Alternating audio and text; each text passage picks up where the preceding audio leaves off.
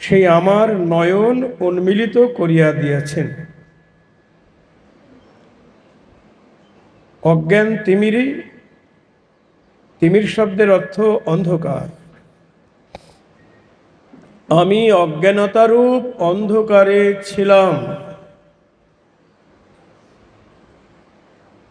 যিনি আমাকে জ্ঞানরূপ অঞ্জন শলাকা দ্বারা কি করলেন? সেই অজ্ঞানতারূপ অন্ধকারকে দূর করে দিব্য জ্ঞান প্রদান করলেন। দিব্য জ্ঞান মানে কৃষ্ণ স্মৃতি জ্ঞান দান করলেন। সেই গুরুদেবকে আমি তার শ্রীচরণে প্রণাম করি। এখন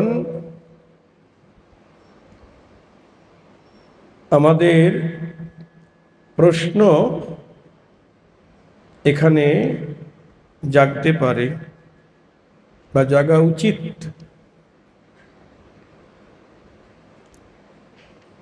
এই প্রাকৃত জগতের বুদ্ধিজীবীরা বলছেন, জ্ঞানীগুণী পণ্ডিতেরা, যারা লেখাপড়া জানে না তারা কি অন্ধ? কি গো মায়েরা বলুন, যারা লেখাপড়া জানে না তারা অন্ধ। কিন্তু আমাদের গৌড়ীয় বৈষ্ণব দর্শন বলছে না, লেখাপড়া জানলেও সে অন্ধ যদি তার কৃষ্ণ চরণে বা গৌর চরণে ভক্তি না থাকে। নিতাই গৌর হরি বল। আমাদের একজন বৈষ্ণব কবি, তিনি তার মনশিক্ষায় বলছেন, চারি বেদ সরদর্শন পড়িয়াও যে জন, সে যদি গৌরাঙ্গ নাহি ভজে, বৃথা তার অধ্যয়ন, লোচন বিহীন জন, দর্পণে কিবা তার কাজে। কবি নয়নানন্দ বলছেন, চারিবেদ সরদর্শন, সমস্ত শাস্ত্রে পারদর্শী হয়েও যখন এই পদাবলীটা রচিত হয়েছে, তখন বিদেশি দর্শন আমাদেরকে আক্রমণ করেনি। জয় রাধে। ভারতবর্ষে বিদেশি কালচার আক্রমণ করেনি, তখনকার কথা।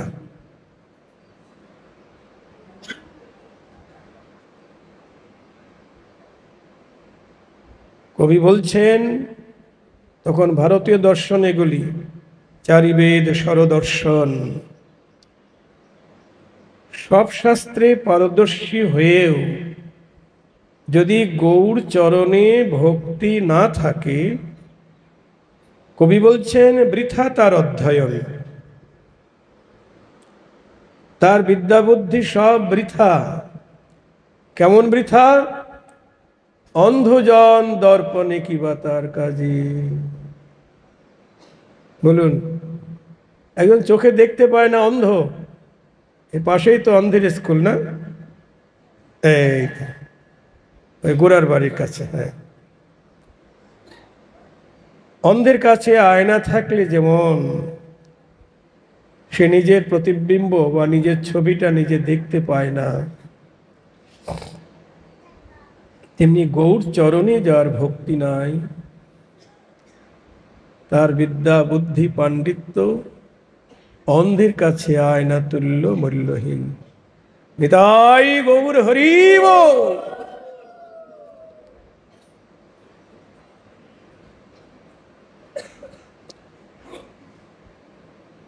মহাজন আরো দৃষ্টান্ত দিচ্ছেন। একটি মৃতদেহকে সোনার গহনা অলংকার দিয়ে সাজানো হয়েছে। মৃতদেহকে কি সুন্দর মানিয়েছে না? মৃতদেহে গহনা পরালে কেমন শোভা হয়। হয় না? না, মানে যার জন্য শোভা সেই তো নাই। মৃতদেহে গহনা পরালে যেমন তার কোনো শোভা নেই, তেমনি যার গৌরগোবিন্দ চরণে ভক্তি নাই, তার যত রূপ যৌবন বিদ্যা বুদ্ধি, আমি খুব সুন্দরী, আমি মিনিস্টার, ব্যারিস্টার, ক্রিকেটার, নোবেল পুরস্কার পেয়েছি, রাষ্ট্রপতি পদক পেয়েছি, বিশ্বের লোক তাকে বন্দনা করছে, স্যালুট দিচ্ছে, কিন্তু আমাদের গৌরীয় বৈষ্ণব দর্শন বলছেন মৃতদেহে অলঙ্কার, হরিভক্তি নাই তো। বহুদিন আগে নোবেল পুরস্কার প্রাপ্ত এক ব্যক্তিকে, আমি নামটা এখন বলবো না, নোবেল পুরস্কার প্রাপ্ত ব্যক্তিকে সাংবাদিক জিজ্ঞেস করছেন, আপনি ঈশ্বরকে মানেন? না। এক জায়গায় লাইট পোস্টের সঙ্গে লেখা দেখলাম নবদ্বীপে, আমার নাতনি আমায় জিজ্ঞেস করলেন, এই ভগবান চিনিস? নাতনি বললেন, কেন মা কালী? নিচে লেখা আছে সেই নোবেল পুরস্কার প্রাপ্ত ব্যক্তির নাম। তার মানে মা কালী পর্যন্ত সে জানে, গৌর গোবিন্দকে সে জানে না বা চিনে না। নিতাই গৌর হরি বল। সাধু সাধু সাবধান। মা কালী কিন্তু ভগবান নন, তিনি দেবী। যত দেবতার পূজায় সংসারে করা হয় তারা সব স্বর্গে বা কৈলাসে থাকেন, যাই হোক, কিন্তু ভগবান শ্রীকৃষ্ণ, ভগবান আমার গৌর হরি। ভগবানের মধ্যেও আবার স্তর আছে। স্বয়ং ভগবান, অংশ ভগবান, অংশের অংশ, তার অংশ, এরকম অনেক অবতার আছে। অংশ অবতার, গুণ অবতার, আবেশ অবতার, মন্বন্তর অবতার, যুগ অবতার, শক্তি অবতার। যেমন ব্রহ্মা, বিষ্ণু, মহেশ্বর তিনজন গুণের অবতার। এনারা স্বয়ং ভগবান নন। কৃষ্ণস্তু ভগবান স্বয়ং। আর সেই রাধা এবং কৃষ্ণের মিলিত তনু আমার গৌর হরি। নিতাই গৌর হরি। আমাদের বাড়ি কোথায়? কৃষ্ণনগর, নদিয়ায়, নবদ্বীপে বাড়ি, তাই তো? নদিয়া মানেই নবদ্বীপ, কৃষ্ণনগর। আমরা গৌর দেশের মানুষ, তাই না? এটাই কিন্তু আমাদের সবচাইতে বড় গৌরব হওয়া উচিত।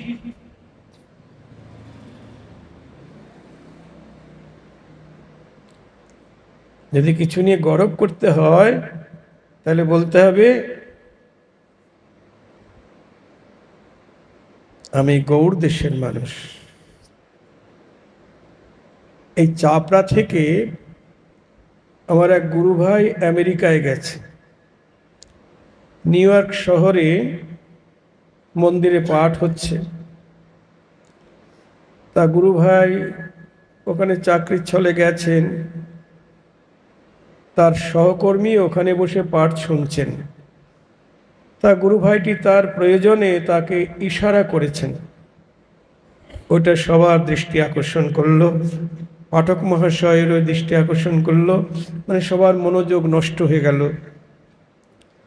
পাঠ শেষে পাঠক মহাশয় গুরু ভাইটিকে জিজ্ঞেস করছেন, আপনার বাড়ি কোথায়, কোথা থেকে এসেছেন?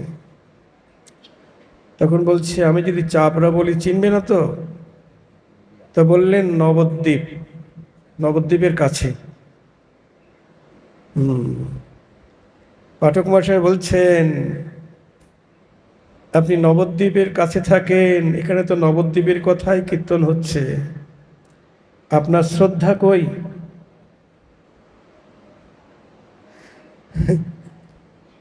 নবদ্বীপের মানুষ আমার গৌর হরি, তার কথা এখানে কীর্তন হচ্ছে। সেই গৌর কথায় আপনার শ্রদ্ধা কই? আপনি আপনার বন্ধুকে ইশারা করলেন, সব শ্রোতাদের মনোযোগ নষ্ট করলেন, পাঠক মহাশয়ের মনোযোগ নষ্ট করলেন। ভাগবতের কাছেও আপনার অপরাধ, সবার কাছে অপরাধ হয়ে গেল। গুরু ভাই বলছেন, দাদা কি পড়ব? তখন আমি সবার চরণে সাষ্টাঙ্গে পড়ে গেলাম। পড়ে গিয়ে বললাম, সবাই মিলে আপনারা আমাকে ক্ষমা করুন। আমি গৌর দেশের মানুষে গৌরকে ভালোবাসতে পারিনি, আর আপনার মহাসমুদ্র পরপারে গৌর হরিকে এত ভালোবেসেছেন। তা দেখুন, আমাদের গৌর সর্বপ্রথম তো আমাদের গৌর, আমাদের ঘরের ছেলে, আমাদের পাড়ার ছেলে,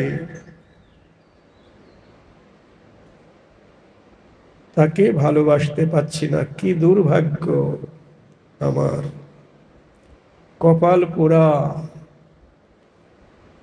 যদি গৌর হরিকে দেহ মন প্রাণ সমর্পণ করতে না পারি, তাহলে আমাদের কপাল মন্দ, কপাল পোড়া।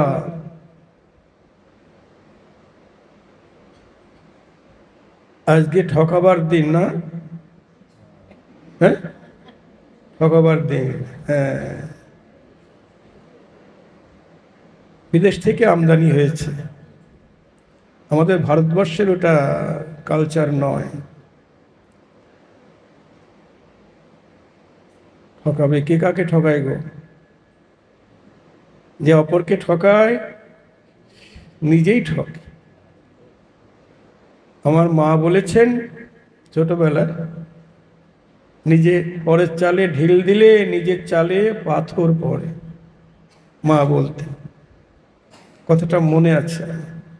তা কে কাকে ঠকায় গো? যে অপরকে ঠকাতে চায় সে নিজেই ঠকে, কারো ক্ষতি কেউ করতে পারে না।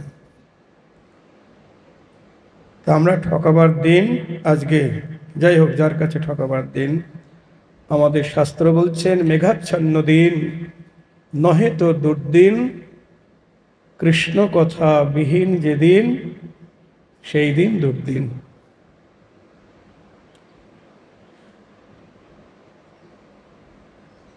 তাহলে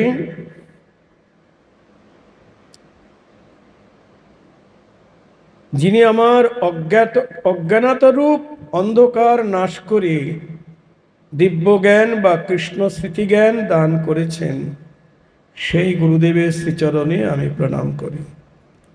আমরা তো সবাই দীক্ষা নিই এ জগতে, তাই না?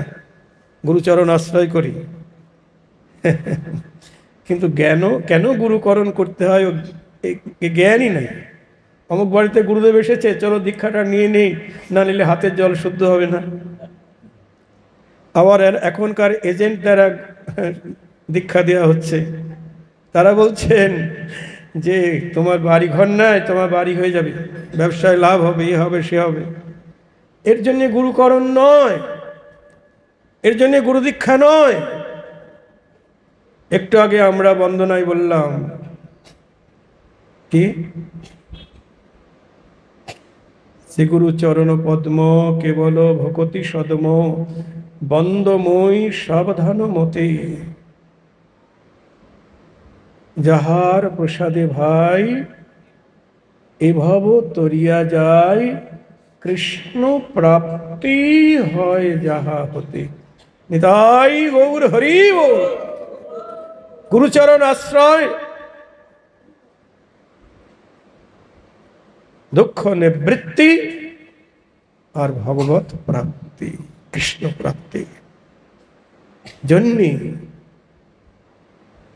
গুরুচরণ আশ্রয়। সনাতন গোস্বামী মহাপ্রভুকে আমাদের সকলের হয়ে জিজ্ঞাসা করেছেন চৈতন্য চরিতামৃতে, সনাতন শিক্ষা। সনাতন গোস্বামী এত বড় পণ্ডিত, তিনি বলছেন, প্রভু কে আমি, কেন আমায় যারে তাপত্রয়, ইহা না জানিলে জীবের কইছে হিত হয়। আমি কে, কি আমার পরিচয় আমি জানি না, আর আমাকে যদি আমি না জানতে পারি কে আমি, কেন আমায় যারে তাপত্রয়, ত্রিতাপ আমাকে জ্বালা দিচ্ছে, আমার নিজের পরিচয় নিজে না জানার জন্যে আমাকে ত্রিতাপ জ্বালা দিচ্ছে, ইহা না জানিলে জীবের কইছে হিত হয়। এখানে প্রশ্ন, সনাতন গোস্বামী কি তার আত্মপরিচয় জানে না? এত বড় পণ্ডিত, নবাব হোসেন শাহ যাকে প্রধানমন্ত্রী পদে বসিয়েছেন। দেখুন, আমাদের পরিচয়পত্র তো একটা নয় গো, কত পরিচয়পত্র, বার্থ সার্টিফিকেট, তারপরে রেশন কার্ড, আধার কার্ড, ভোটের কার্ড, প্যান কার্ড, কত পরিচয়পত্র। কিন্তু এগুলি আমাদের আসল পরিচয়পত্র নয়। জয় রাধে। এগুলি এই জড়জগতে চলবার জন্যে পরিচয়পত্র, কন্যাশ্রী, তারপরে লক্ষট ইত্যাদি, এগুলি পাওয়ার জন্যে এই পরিচয়পত্র দরকার আছে, রেশন পাওয়ার জন্য দরকার আছে। কিন্তু এই পরিচয়পত্র নিয়ে তো গোবিন্দের কাছে যাওয়া যাবে না। আসল পরিচয়পত্র যেটা, সেটা হারিয়ে গেছে। মহাপ্রভু বলছেন, জীবী নিত্য কৃষ্ণ দাস, তাহা ভুলি গেল, তে কারণে মায়া পিশাচি গলেতে বান্ধিল। এই দেখো, মহাপ্রভু বলছেন আমাদের পরিচয়পত্র, আমাদের আসল পরিচয়পত্র কি? প্রত্যেক জীব আমাদের পরিচয় হলো আমরা নিত্য কৃষ্ণ দাস। নিত্য কৃষ্ণ দাস মানে অনন্ত জন্ম ধরেই আমরা কৃষ্ণের চরণের দাস, এটাই পরিচয়পত্র। কৃষ্ণ আমার প্রভু আর আমি তার চরণের দাস। তার দাস যদি প্রভুর সেবা না করে, তাহলে কি প্রভু তাকে চাকরিতে রাখবে? ছাঁটাই করে দেবে। চাকরি থেকে ছাঁটাই হয়ে গেছি আমরা, কৃষ্ণের চরণ থেকে ছাঁটাই হয়ে গেছি। কৃষ্ণ ভুলি জীব অনাদি বহির্মুখ, তে কারণে মায়া তারি দেয় সংসার দুঃখ। মহাপ্রভু বলছেন, সনাতন কৃষ্ণ ভুলি জীব অনাদি বহির্মুখ, অনন্ত জন্ম অনাদি কাল ধরে কৃষ্ণ বিমুখ। বহির্মুখ মানে বিমুখ। বিমুখ শব্দের অর্থ, বিমুখের বিপরীত শব্দ কি? বিমুখের বিপরীত শব্দ সম্মুখ। তাহলে বিমুখ শব্দের অর্থ পিছন ফিরে থাকা, মানে কৃষ্ণের দিক থেকে মুখটাকে ফিরিয়ে আছি। এক জন্ম নয়, অনন্ত জন্ম কৃষ্ণ আছে এখানে, অন্তরে আছে। আমি আছি আর কৃষ্ণ আছে। আমি হলাম জীবাত্মা, কৃষ্ণ পরমাত্মা। একই ঘরে দুইজন বাস করছি, সে আমাকে দেখতে পাচ্ছে, সে আমার দিকে তাকিয়ে আছে, আর আমি তার দিক থেকে মুখ ফিরিয়ে আছে। এই হলাম আমি, জীবাত্মা, এই পরমাত্মা। দেখেছেন?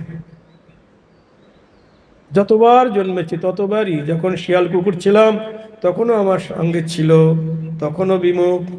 এখন মানুষ কুলে জন্মেছি, এখনো তার দিক থেকে মুখ ফিরিয়ে আছি।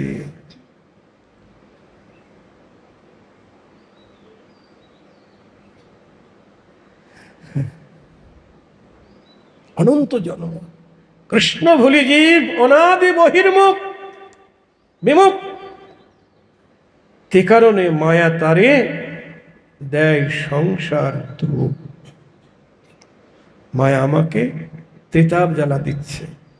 শাসন বিভাগ মায়া, কৃষ্ণেরই শক্তি মায়া। কৃষ্ণকে ভুলে থাকছি বলে মায়া আমাকে দুঃখ দিচ্ছে। আর যে কৃষ্ণ চরণে উন্মুখ আছে, মায়া তার ধারে কাছেও আসতে পারছে না। নিতাই গৌর হরি বল। যথা কৃষ্ণ তথা নাহি মায়ার অধিকার। কৃষ্ণ সূর্য সম, মায়া অন্ধকার। যথা কৃষ্ণ তথা নাহি মায়ার অধিকার। সূর্য উদয় হলে অন্ধকার থাকতে পারে গো? মায়েরা বলুন, পালিয়ে যায়। তেমনি কৃষ্ণকে যখনই আমি স্মরণ করব, তখনই মায়া পালিয়ে যাবে। মায়া আমাকে দুঃখ দিতে পারবে না। এবার আমি তো মায়ের দিকে তাকিয়ে আছি। লাড্ডু, মায়ার রাজ্য হলো লাড্ডু। মায়ার লাড্ডু দিয়ে আমাদেরকে ভুলিয়ে রেখেছেন, মায়ারূপী লাড্ডু। এই যে অজ্ঞানতার কথা বলেছি না প্রথমে, কি চৈতন্য চরিতামৃত বলছেন, অজ্ঞান তমের নাম কহিয়ে কৈতব, ধর্ম অর্থ কাম মোক্ষ বাঞ্ছায়াদি সব।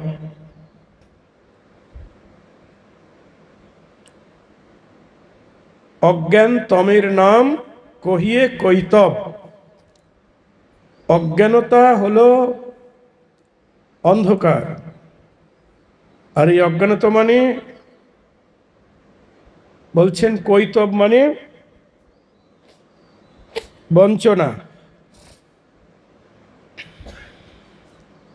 যে অজ্ঞানতা আমাদের গৌর গোবিন্দের কৃপা থেকে বঞ্চিত করছে। সে অজ্ঞানতা কি? ধর্ম কামনা, অর্থ কামনা, দেহ সুখ কামনা, মুক্তি কামনা। এসব কামনা মানেই অজ্ঞানতা। সাধু সাবধান, যে কোনো কামনা মানেই অজ্ঞানতা। কামনা মানেই কাম।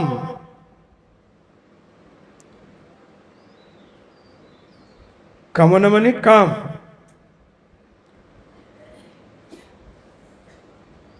চাওয়াটাই কাম, আর দেওয়াটাই প্রেম।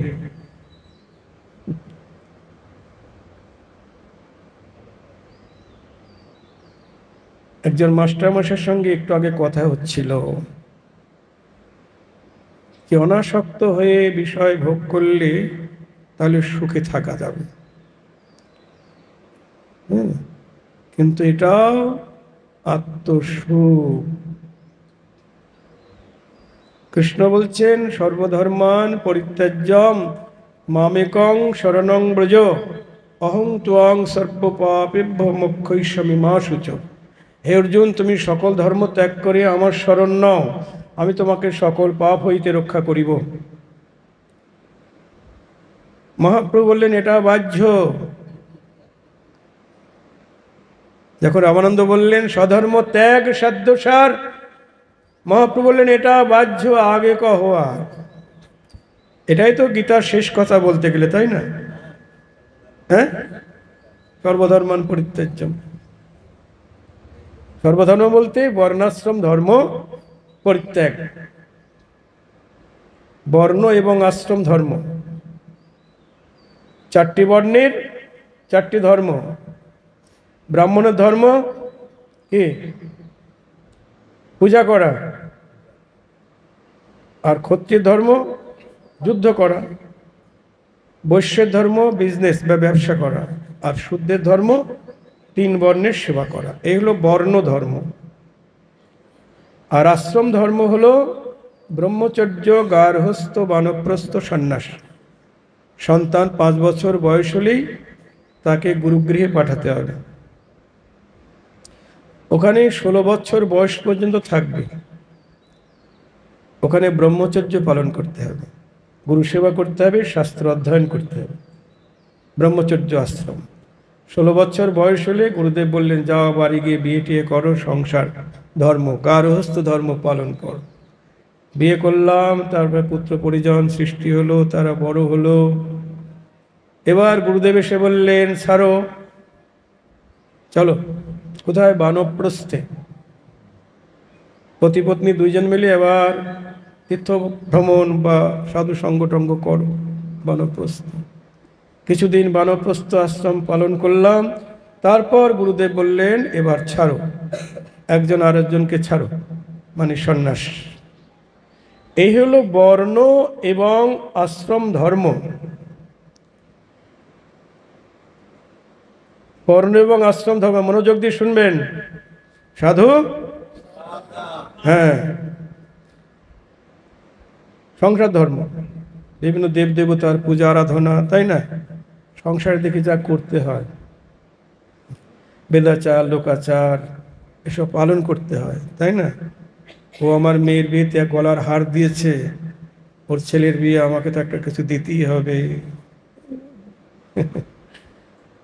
তারপরে জামাই ষষ্ঠী আসছে, জামাই ষষ্ঠী পালন করতে হবে, আম ষষ্ঠী, কত ষষ্ঠী। ওসব করলে গোবিন্দকে পাওয়া যাবে না। 33 কোটির দেবতার পূজা করলেও আপনি কৃষ্ণচরণ পাবেন না, জয় রাধি, বৃন্দাবন যেতে পারবেন না। ওই জন্যে কৃষ্ণ বললেন, সর্বধর্মান পরিত্যাজ্যম মামেকং শরণং ব্রজ। তার মানে কি? কৃষ্ণকে ভালোবাসাই ধর্ম, আর কৃষ্ণকে ভালো না বাসাই কি গো মায়েরা বলুন? কৃষ্ণকে ভালো না বাসাই অধর্ম।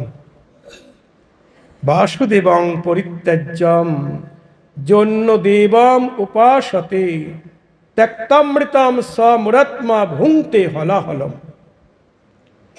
পুরাণ বলছে, বাসুদেব কৃষ্ণকে পরিত্যাগ করে যারা অন্য দেবতার পূজা আরাধনা করে, তারা অমৃতকে ছেড়ে বিষ ভক্ষণ করে।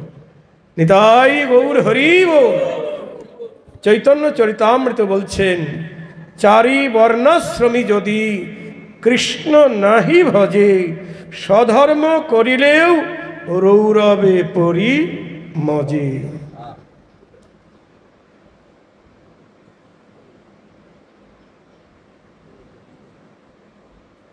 সাধু সাবধান।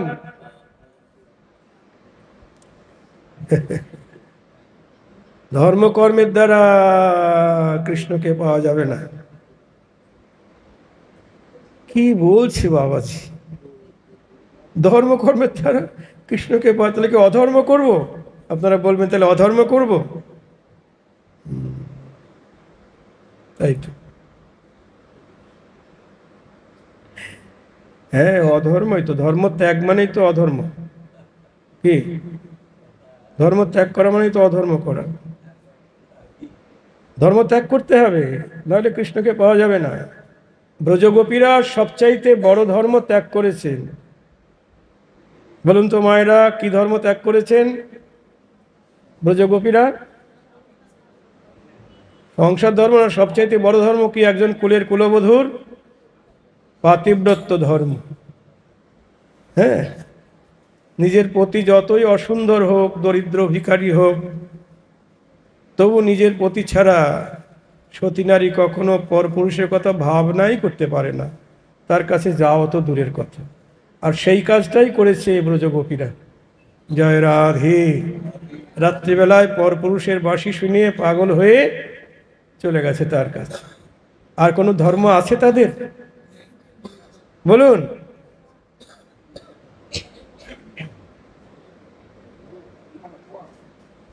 সব ধর্ম বিনাশ হয়ে গেছে।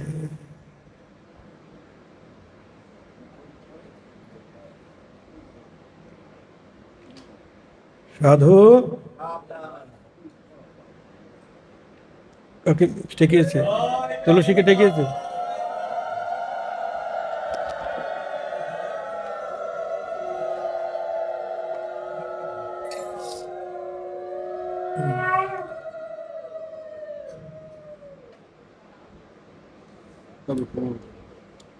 ওখানে দাও।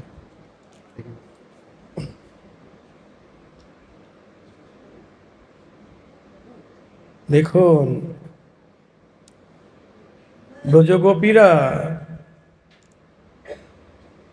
তারা গোবিন্দকে সর্বস্ব দিয়ে ভালোবেসেছেন।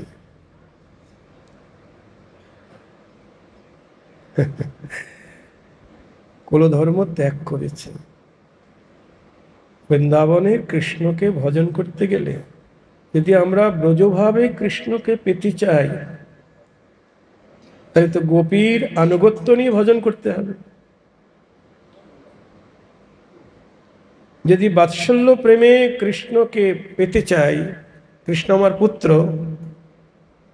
তাহলে মা যশোমতীর আনুগত্য স্বীকার করতে হবে, নন্দ বাবার আনুগত্য স্বীকার করতে হবে। মনোযোগ দিয়ে শুনবেন সবাই। অনেকে তো গোপাল সেবা আছে বাড়িতে, কিন্তু গোপাল সেবা করতে গেলে মা যশোমতীর ভাবে তাকে সেবা করতে হবে। গোপালকে কখনো প্রণাম করা যাবে না। গোপালকে প্রণাম কে কে করেন বলুন, হাত তোলেন। হবে না। গোপালকে পারলে আশীর্বাদ করতে হবে। আপনার ছেলেকে কখনো আপনি প্রণাম করেন? আপনার ছেলেই আপনাকে প্রণাম করে, প্রণাম করা যাবে না। তাহলে ছেলের অমঙ্গল হবে না? কি ছেলেকে প্রণাম করলে ছেলের অমঙ্গল হবে তো? সুন্দর কথা। মা যশোমতী মাঝে মাঝে নিজের বাঁ পায়ের ধুলি নিয়ে গোপালের মাথায় দেয়।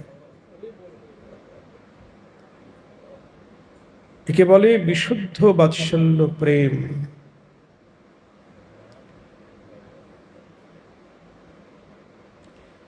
যদি বন্ধুরূপে সখারূপে তাকে পেতে চান, বৃন্দাবনের সখ্য প্রেম,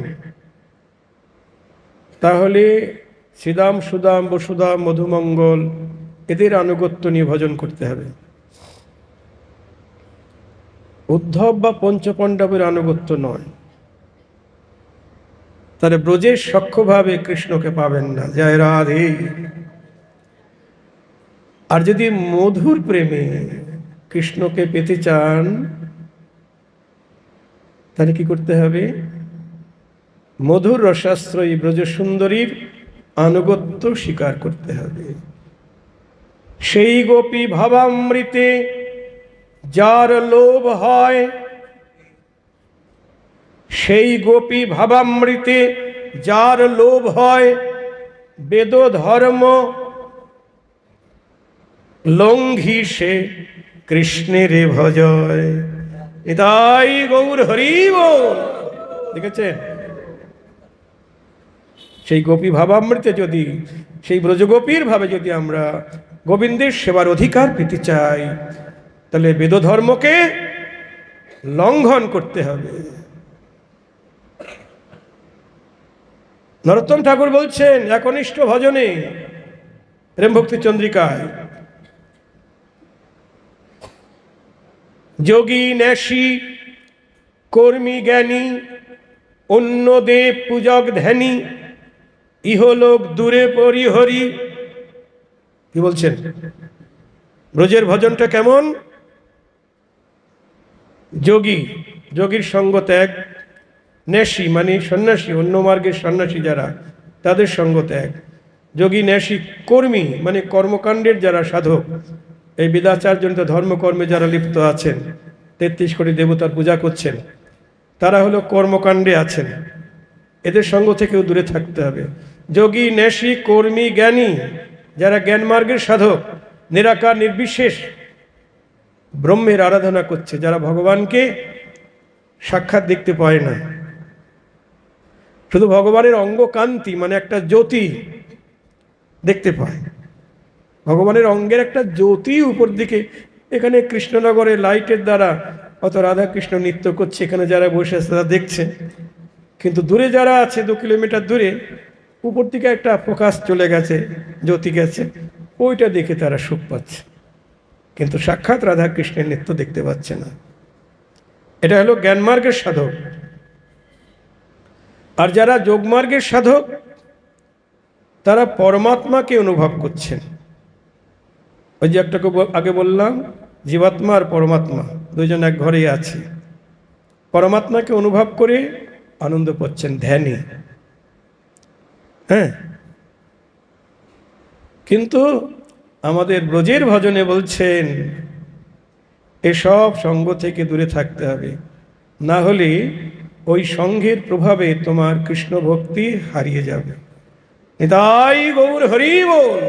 সাধু সাবধান, যোগী ন্যাসী কর্মী জ্ঞানী, অন্য দেব পূজক ধ্যানী,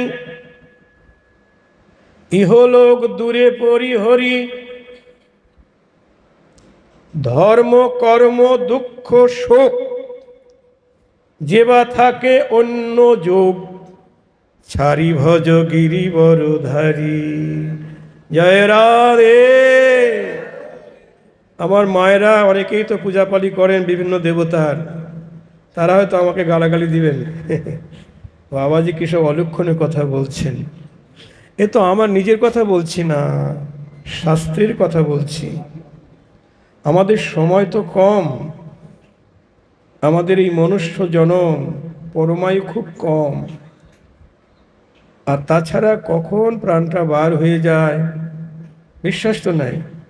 স্ট্রোক হয়ে গেল, রাস্তাঘাটে অ্যাক্সিডেন্টে প্রাণটা চলে গেল। এই জন্য কম সময়ে অনেক দূর যেতে হবে। অনেক দূর মানে বৃন্দাবন, সেখানেই তো রাধাকৃষ্ণ থাকে, সেখানে যেতে হবে, কম সময়ে যাতে যাওয়া যায়। হ্যাঁ, প্রথমেই বলেছিলাম কাকে গুরুবরণ করব, তাই না? আমাদের লক্ষ্যবস্তু আগে ঠিক করতে হবে। লক্ষ্যবস্তুটা কি? আমরা সুখ চাই, তাই তো? এই বাড়ি গাড়ি এসব কিসের জন্য? সুখের জন্য, সুখে বা আনন্দে থাকার জন্য। পুত্র পরিজন নিয়ে সংসার বেঁধেছি সুখ পাওয়ার জন্যে, আনন্দ পাওয়ার জন্য। জয় রাধে। দেখুন, আমাকে রাধাকৃষ্ণ উপহার দিয়েছেন, আমি তো ভালোবাসতে পারি না, তবু রাধাকৃষ্ণ দিয়েছেন। আমরা কোথায় যাবো? একটা নাচ জামাই এবারে পাঠ করতে এসে আমার নাতনিকে পছন্দ করে বিয়ে হয়েছে। তাই? রাধাকৃষ্ণ প্রাণ মোর,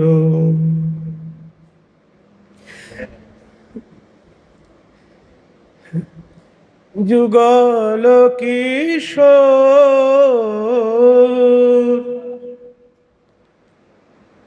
আমরা সবচাইতে বেশি ভালোবাসি কাকে গো? কেউ বলবেন ছেলেকে, মেয়েকে, স্বামীকে, স্ত্রীকে, মাতাকে, পিতাকে। না না না, আমরা সবচাইতে ভালোবাসি নিজের প্রাণকে। রাধাকৃষ্ণকে কিভাবে ভালোবাসতে হবে নরোত্তম ঠাকুর বলছেন, রাধা কৃষ্ণ প্রাণ মোর, যুগল কিশোর, জীবনে মরণে গতি, জীবনে মরণে গতি, আর নাহি মোর।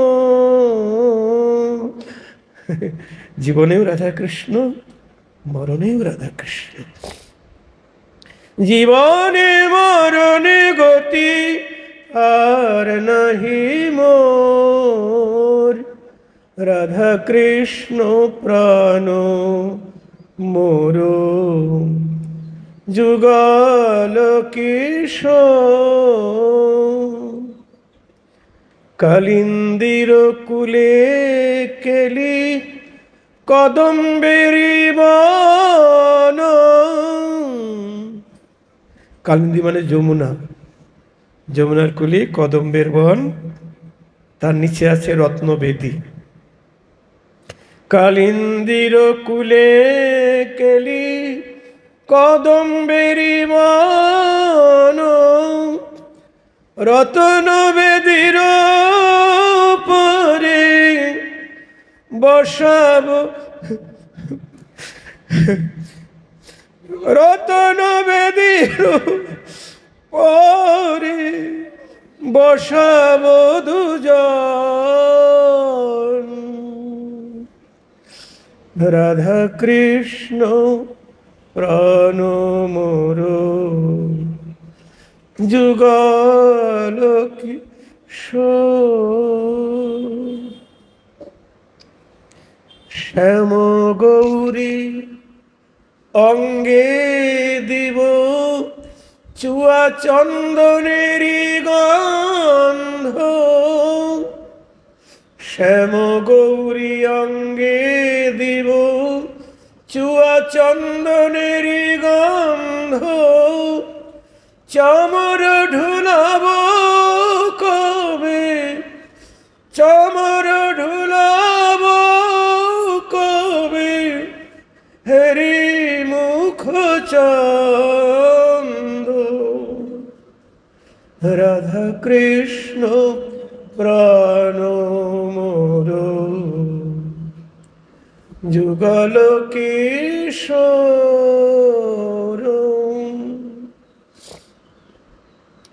গাথিয়া মালতী মালা দিব দুহার গো,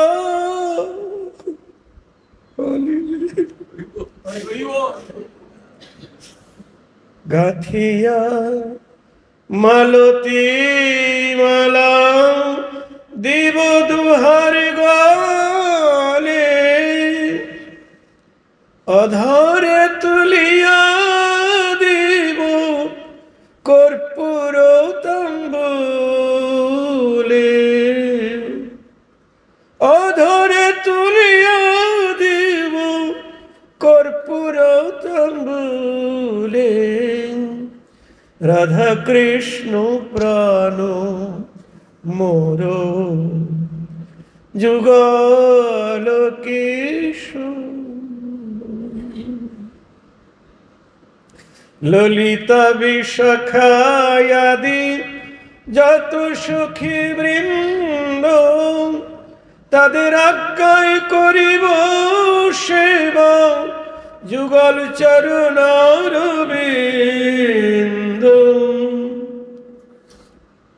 আনুগত্যের ভজন, সখীদের আনুগত্য নিয়ে ভজন করতে হবে। তারা আজ্ঞা করবেন, ইশারা করবেন, যা সেবা কর, মালা পরিয়ে দে, তাম্বুল সেবা দে। তাদের আজ্ঞায় করিব সেবা যুগল চরণারবিন্দ। শ্রীকৃষ্ণ চৈতন্য প্রভুর দাসের অনুদাস, সেবায় অভিলাষ মাগে নরোত্তম দাস। রাধা কৃষ্ণ প্রাণ মোর যুগল কিশোর।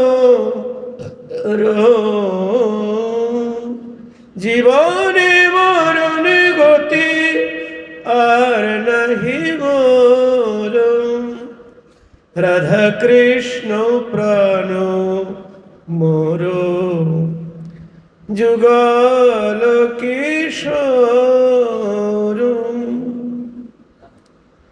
জয় রাধে।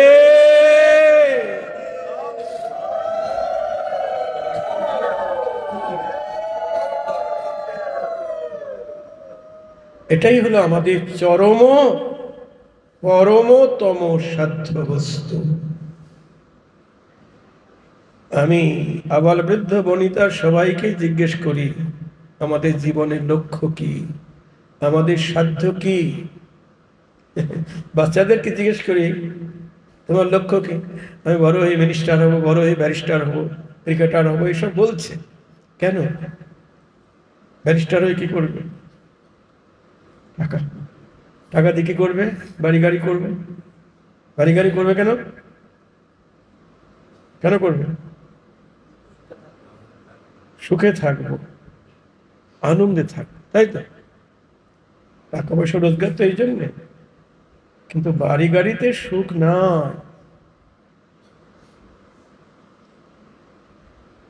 পুত্র পরিজন কারো কাছে সুখ নাই, ছেলের কাছে নাই, মেয়ের কাছে নাই, স্বামীর কাছে নাই, স্ত্রীর কাছে নাই। মিনিস্টারি, ব্যারিস্টারি, ফুটবল, ক্রিকেট, কোথাও সুখ নাই। একেবারে নাই তা নয়, ক্ষণিক সুখ, টেম্পোরারি।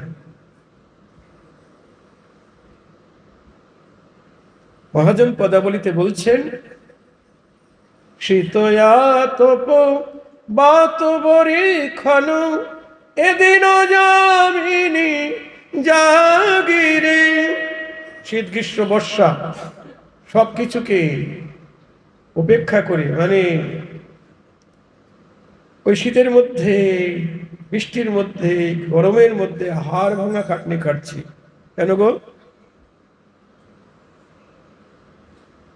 আপন জনের জন্য, তাই না? পুত্র, ছেলে, মেয়ে।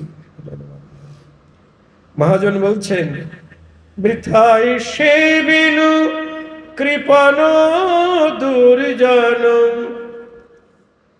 চপল সুখ লব লাগিরে। বৃথায় মায়ের দাসত্ব করছি চপল সুখ পাবার জন্য। চপল সুখ মানে মেঘের গায়ে যে বিদ্যুৎ চমকায় ওকে বলে চপল বা চপলা। 1 2 3 4 বলতে বলতে হারিয়ে যায়। ছেলের কাছ থেকে, মেয়ের কাছ থেকে, স্বামীর কাছ থেকে, স্ত্রীর কাছ থেকে, ফুটবল, ক্রিকেট, মিনিস্টারি, ব্যারিস্টারি, সবকিছু থেকে ক্ষণিক সুখ পাওয়ার জন্য মায়ের দাসত্ব করছে। বৃথায় সে বিনু কৃপণ দুর্জন। বৃথায় দাসত্ব করছি কৃপণে, দুর্জনে। কে দুর্জন? আমার ছেলে, আমার মেয়ে, আমার স্বামী, আমার স্ত্রী, আমার মাতা পিতা, যত কুটুম্ব আছে সবাই কৃপণ, সবাই দুর্জন। ইগো মায়েরা, কি বলছি? রাগ হচ্ছে না? বাবাজি আমাদের ঠিক কি বলছেন? আমার ছেলে মেয়ে ওরা দুর্জন। হ্যাঁ, যদি ওরা হরিভক্ত হয়, যদি হরিভজন করে, তাহলে ওরা সুজন। আর যদি হরিভজন না করে তাহলে কি? জোরে বলুন, দুর্জন। ওদের সেবা করলে কিচ্ছু হবে না, ভূতের ব্যাগের খাটা হবে। হ্যাঁ, এসব অপ্রিয় কথা সব পাঠক কীর্তনিয়ারা বলে না, তাই বায়না করবে না, তাই না? কি মনে হচ্ছে গোপাল বাবা? হ্যাঁ,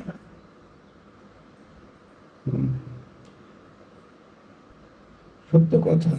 যারা গৌর গোবিন্দ ভজন করে না তারা দুর্জন। একটু আগে তো শুনলেন, চারিবেদ সরদর্শন পড়িয়াও সে যদি গৌরাঙ্গ নাহি ভজে, বৃথা তার অধ্যয়ন লোচন বিহীনজন, দর্পণে কি বা তার কাজ। তরকারি রান্না করলেন, সবকিছু দেয়া হলো, ঘি, গরম মশলা সব দেয়া হলো, কিন্তু ভুল করে একটি জিনিস দেয়া হলো না।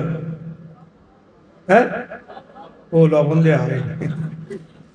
এ তরকারি কেমন লাগবে?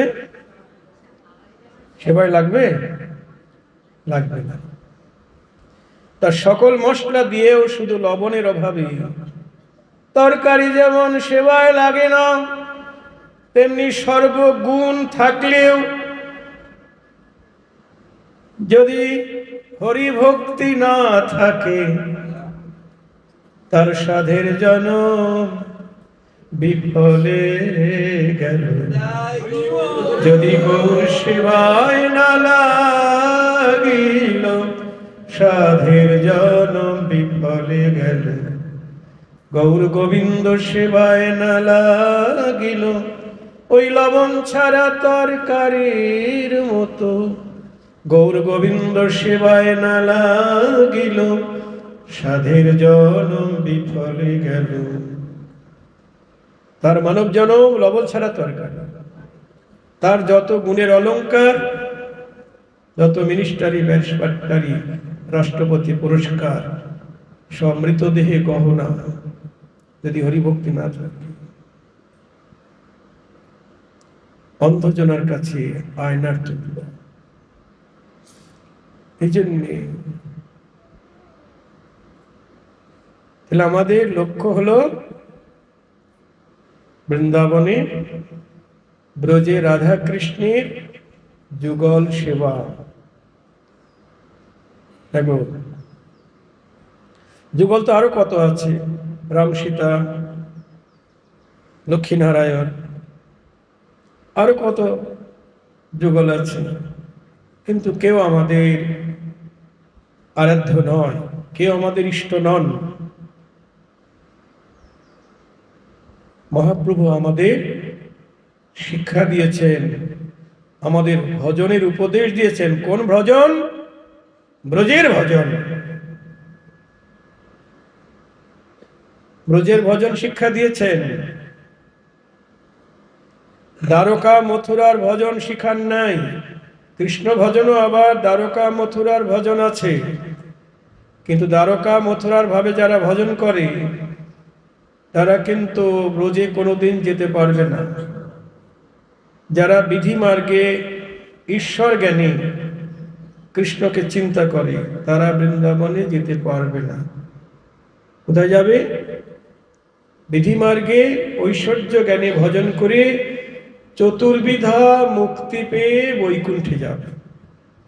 চৈতন্য চরিতামৃতের আদি লীলায় ৪র্থ পরিচ্ছেদ।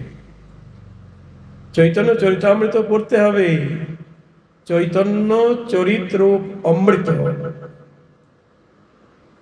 কিন্তু অনেকেই কঠিন বলে পড়ে না, বুঝি না। সদ্গুরুর কৃপা না হলে তো বোঝা যাবে না। আবার গুরুদেবের প্রসঙ্গ এসে গেল। তাহলে সদ্গুরু আর অসৎগুরু আছে নাকি? যারা দীক্ষায় কৃষ্ণ ভজন উপদেশ করে না,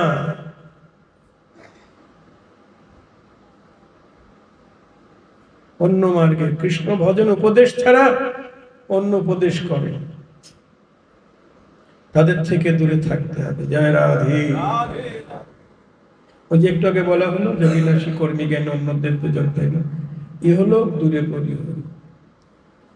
দীক্ষা নেওয়া শুধু হাতের জল শুদ্ধ করার জন্য নয়। দীক্ষা নিলেন আর আপনার হাতের জল শুদ্ধ হয়ে গেল, সবকিছু খাওয়া দাওয়া করছেন, কখন হাতের জল শুদ্ধ হবে না। আপনার ভজন নাই, সদাচার নেই, হাতের জল শুদ্ধ হবে কি করে? তাহলে পুরোহিত ডেকে পূজা করেন কেন? আপনার হাতের জল যদি এতই শুদ্ধ হলো না, দুর্বলতা আছে, দুর্বলতা আছে, আমি শুদ্ধ নই। ওই জন্য পুরোহিত মশাই আপনি করেন সব। আর যখন আপনি সদাচার পরায়ণ হবেন, আপনি প্রসাদ ভোজী হবেন, তখন আপনার বুকে বল হবে, আমি নিজের হাতে গৌর গোবিন্দের সেবা করব। তাই গৌর হরি বল। সদ্গুরু এই উপদেশই করবেন, নিজে হাতে গৌর গোবিন্দের সেবা করতে হবে, অন্যের দ্বারা নয়।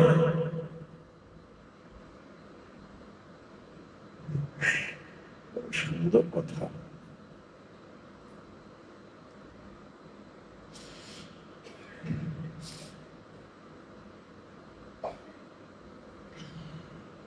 সাধু সাবধান, গুরুকরণ বিষয়ে খুব সাবধান হতে হবে। ওটাই তো মানে মূল হলো গুরুচরণ আশ্রয়। গুরুকরণ, কাকে গুরুকরণ করব, গুরুবরণ করব, এ বিষয়ে সাবধান না হলে সারা জীবন পস্তাতে হবে। আপনার মেয়ে দিবেন, বিয়ে দিবেন, মেয়ের বিয়ে, হ্যাঁ, তা মেয়ে যতই অসুন্দর হোক না কেন, পাত্রটা একটু ভালো চাই না? আর দেখতে হবে পাত্রটা অসদাচারী কিনা, এসব বিভিন্ন দিকে বিচার করতে হবে। তা না জেনে শুনে বিয়ে দিলেন, তারপরে পরে দেখলেন ছেলেটা কামাই করছে অনেক টাকা, কিন্তু সে মাতাল, সে কুপথগামী, টাকা অনেক রোজগার করছে। আমরা তো এটা দিকেই মেয়েকে বিয়ে দিচ্ছি, তাই না? আমার ছেলেটা, আমার মেয়েটাকে খেতে দিতে পারবে কিনা। কিন্তু হরিভক্তের হাতে দিচ্ছি না। কত টাকা কামাই করে না, ওই পূজা পালি করে না, হবে না। মহাপ্রভু কোনো চাকরি করতেন না, কিন্তু তাকে বল্লভাচার্য, সনাতন মিশ্র দুইজন তাদের কন্যাকে দান করেছেন। কেন? তিনি পরমেশ্বর ভগবান, তিনি সুপাত্র, সুপাত্রে কন্যাদান করতে হবে। তেমনি আমাদের এই গুরুচরণ আশ্রয় মানে হলো গুরুচরণে আত্মনিবেদন করা। কৃষ্ণ তো সাক্ষাৎ এসে আমাদের কৃপা করতে পারছে না, এই জন্য জীবেরও নিস্তার লাগি নন্দসুত হরি ভুবনে প্রকাশ হলেন গুরুরূপ ধরি। দেখেছেন, নন্দসুত হরি গুরুরূপে আমাদের ঘরে ঘরে এসেছেন। বিভিন্ন মার্গের বিভিন্ন গুরু আছেন, তারা উপদেশ দিচ্ছেন, কিন্তু মহাপ্রভুর মতাদর্শকে যারা মানে অবজ্ঞা করছেন, সকল্পিত মত প্রচার করছেন, তারা নিজেরাও বঞ্চিত হচ্ছেন আর সকলকে বঞ্চিত করছেন। ওই যে বলা হলো, অজ্ঞান তমের নাম কহিয়ে কৈতব ধর্ম অর্থ কাম মোক্ষ বাঞ্ছাদি সব।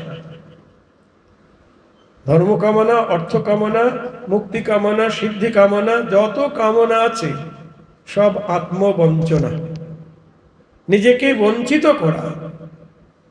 গৌর গোবিন্দের কৃপা থেকে নিজেকে বঞ্চিত করা।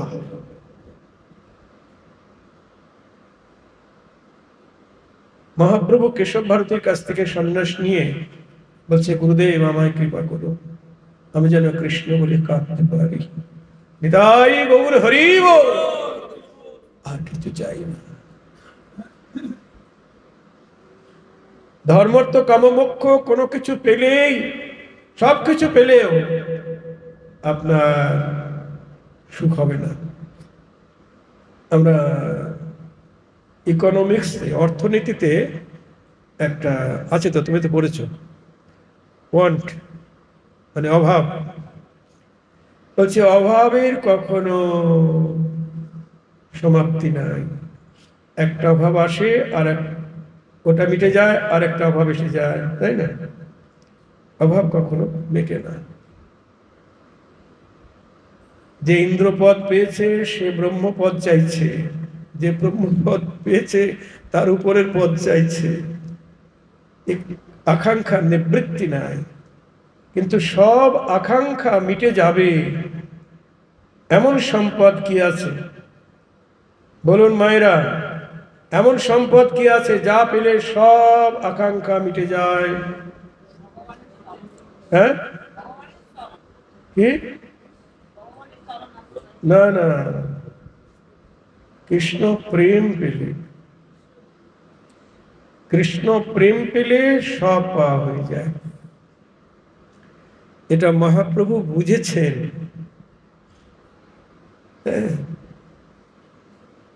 আমা ভজে জীব চায় বিষয় সুখ, অমৃত ছাড়ি বিষ মাগে সে বড় মূর্খ।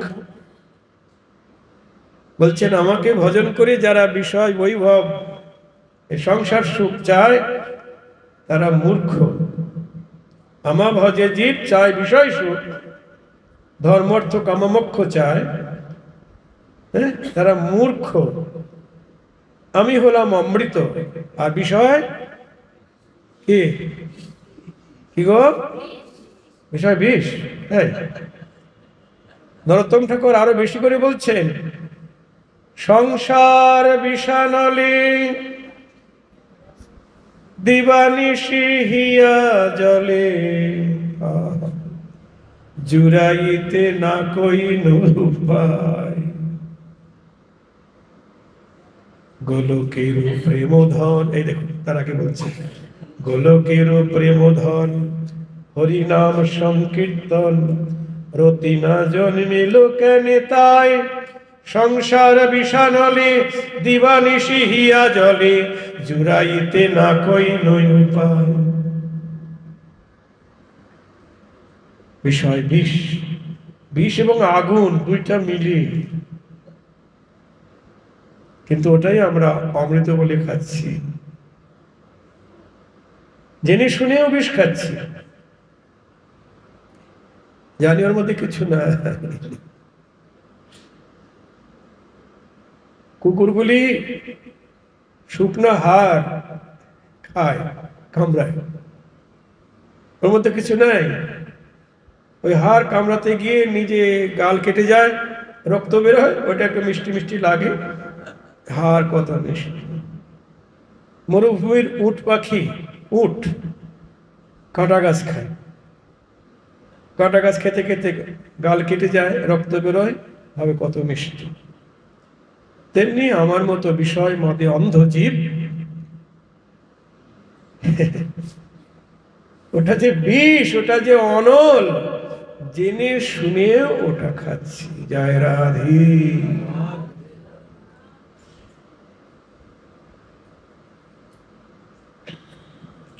তাহলে কি পেলে সব পাওয়া হয়ে যায়? কৃষ্ণ প্রেম।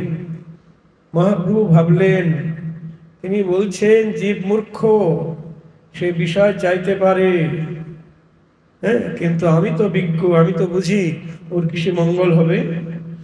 জীব মূর্খ আমি বিজ্ঞ, তারে বিষয় কেন দিব, সচরণামৃত দিয়ে তারে বিষয় ভুলাইব। তাই গৌর হরি বল। কত দয়া। এই জন্য মহাপ্রভু জগৎকে এমন সম্পদ দিয়েছেন যা কোনোদিন কেউ দেয় না, বহুকাল যাবৎ যা অর্পণ হয় না। অনর্পিত চরিং চিরাত করুণায় অবতীর্ণ কলৌ, সমর্পয়িত মুন্নত উজ্জ্বল রসাংশ ভক্তি শ্রিয়াম। হরিপুরট সুন্দর উদ্ধতি কদম্ব সন্দীপিত, সদা হৃদয় কন্দরে স্ফুরতু বসচি নন্দন। যা বহুকাল যাবৎ অর্পণ করা হয়নি। কতকাল? অষ্টাবিংশ চতুর্যুগ। চতুর্যুগ মানে 4 যুগ, আর অষ্টাবিংশ মানে 28টা। 28টা 4 যুগের মধ্যে। 28টা সত্য যুগে দেয়া হয় নাই, 28টা ত্রেতা যুগে দেয়া হয় নাই, 28টা দাপর যুগেও দেয়া হয় নাই, 27টা কলিযুগেও দেয়া হয় নাই। 28 নম্বর কলিযুগে আমার গৌর হরি দিলেন। নিতাই গৌর হরি বল। সেটা কি? এই প্রেম ধন। সমর্পয়িতুম উন্নত উজ্জ্বল রসম সভক্তি শ্রিয়ম। নিজস্ব প্রেম ভক্তি জগৎকে দান করলেন, উন্নত উজ্জ্বল রস, রাধা দাস্য, যুগলের সেবা জগৎকে দান করলেন। মায়েরা তুলসী আরতি করেন তো? কি তুলসী আরতি করেন? সবাই করেন। আচ্ছা, আরতির সময় কি গান? এই মনের অভিলাষ, তারপর কি যেন, জোরে বলুন, মনে নাই? এই মনের অভিলাষ বিলাস কুঞ্জে দিও বাস, নয়নে হেরিব সদা যুগল রূপরাশি। নম নম তুলসী কৃষ্ণ প্রেয়সী নমো নমো। তাহলে আমরা তুলসীর কাছে প্রার্থনা করছি, হে তুলসী, রোজে রাধা কৃষ্ণের সেবা পাবো এই অভিলাষ। তাহলে আমরা সবাই তো রাধা কৃষ্ণের সেবা চাই। কে কে চান হাত তোলেন? রাধা কৃষ্ণ যুগল সেবা সবাই চাই তো? বাহ, খুব ভালো। এখন যুগল সেবা পেতে গেলে কি করতে হবে? যুগল সেবা পেতে গেলে যারা মথুরার ভক্ত তারা যুগল সেবার অধিকারী নয়, দ্বারকার ভক্ত যারা তারাও যুগল সেবার অধিকারী নয়, বৃন্দাবনে যারা কৃষ্ণের মাতা পিতা নন্দ যশোদা তারা কি যুগল সেবার অধিকারী? বলুন মায়েরা। আপনার ছেলে বউ যে ঘরে আছে আপনি ঢুকতে পারবেন? ছেলে বউ আপনার পাশের ঘরেই থাকে, কিন্তু ওখানে আপনার প্রবেশ অধিকার নেই। আপনি বাৎসল্য রসের আশ্রয়।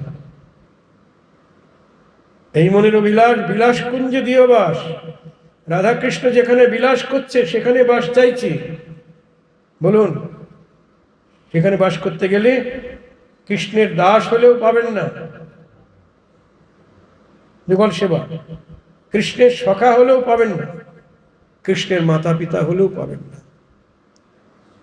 তাহলে রামানন্দ বলছেন, রাধা কৃষ্ণ লীলা হয় অতি গুরুতর, দাস্য সখ্য বাৎসল্যাদি ভাবের না হয় গোচর। সবে মাত্র সখীগণে ইহাতে অধিকার, সখী লীলা আস্বাদিয়ে করে লীলারও বিস্তার। সখী বিনা এই লীলার পুষ্টি নাহি হয়, সখী লীলা বিস্তারিয়া সখী আস্বাদয়। একমাত্র সখীদের অধিকার। রামানন্দ বললেন, প্রভু তাহলে, মহাপ্রভু বললেন, রামানন্দ তাহলে কি স্বভাব নিলে সখী হওয়া যায়? সখীর চরিত্রটা বল, তার স্বভাবটা বল। মনোযোগ দিয়ে শুনবেন, কি স্বভাব পেলে সখী হওয়া যায়, রাধারানীর দাসী হওয়া যায়। রামানন্দ বলছেন, সখীর স্বভাব হয় অকথ্য কথন, মানে যা বলা যায় না, কৃষ্ণ সঙ্গে বিলাসে নাহি সখীর মন। জয় রাধে। কি বলছে গো? সখীরা কৃষ্ণ সঙ্গে মিলন চায় না, বিলাস চায় না। কেমন চরিত্র! জগতে এমন কোন প্রতিব্রতা রমণী আছে গো কৃষ্ণের সঙ্গে বিলাস চায় না? স্বয়ং নারায়ণের ঘরণী লক্ষ্মী পর্যন্ত কামনা করেছে কৃষ্ণের সঙ্গে বিলাস, কিন্তু পায়নি। কামনা করে পায়নি কেন? গোপীরা আনুগত্য স্বীকার করেনি। গর্ব, আমি বৈকুণ্ঠের অধীশ্বরী, আমি একজন গোয়ালিনীর অধীন হব? হবে না। জাতিকুলের গরব করলে গোবিন্দ সেবার অধিকার পাবে না, সব ত্যাগ করতে হবে। নিজেকে রাধা দাসী অভিমান করতে হবে, তার মানে গোয়ালিনী হতে হবে। আপনি ব্রাহ্মণ হলেও, স্বপন চক্রবর্তী ব্রাহ্মণ কুলে জন্মগ্রহণ করলেও তাকে ভাবতে হবে, যদি যুগলের সেবা করতে যায় ভাবতে হবে আমি গোয়ালিনী। নরোত্তম ঠাকুর বলছেন, আর কবে এমন দশা হব, ছাড়িয়া পুরুষ দেহ, কবে বা প্রকৃতি হব, কবে হাম ব্রজ ভূমে যাব, কবে বৃষভানুপুরে আহিরি গোপের ঘরে তনয়া হইয়া জন্মিব। বৃষভানুপুরে মানে বর্ষা নাই, গোপী গর্ভে আমার জন্ম হবে, কন্যা হয়ে জন্মাব। আর যাবটে আমার কবে এ পানি গ্রহণ হবে, বসতি করিব সখী মাঝে। ঠাকুর মশাই বলছেন আমার জন্ম হবে বর্ষানায় আর বিয়ে হবে যাবটে। কেন কৃষ্ণনগর হলে হবে না?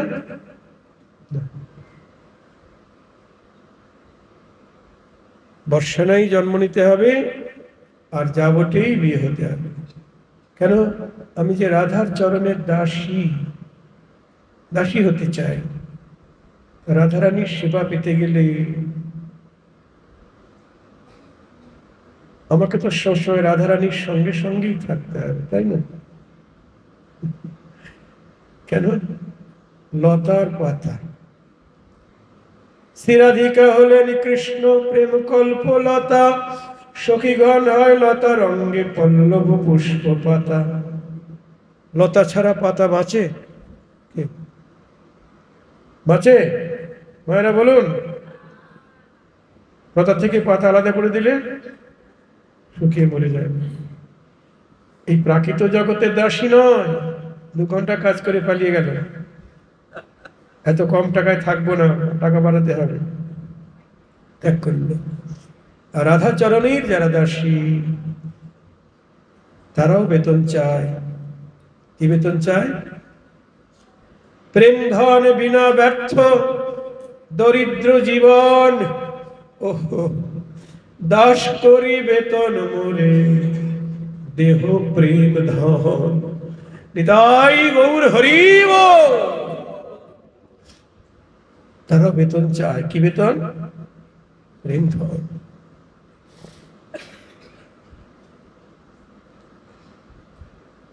রাধারানী 3 মাস বাপের বাড়ি থাকে, 3 মাস শ্বশুর বাড়ি থাকে। তা বর্ষানায় যদি আমার জন্ম হয় আর যাবটে যদি বিয়ে হয়, রাধারানী যখন শ্বশুর বাড়ি যাবে আমি আমার শ্বশুর বাড়ি যাবো যাবটে। রাধারানী যখন বাপের বাড়ি আসবে আমি আমার বাপের বাড়ি আসবো বর্ষানায়। তবেই তো সবসময় রাধারানী সঙ্গে সঙ্গে থাকতে পারবো। জয় রাধে।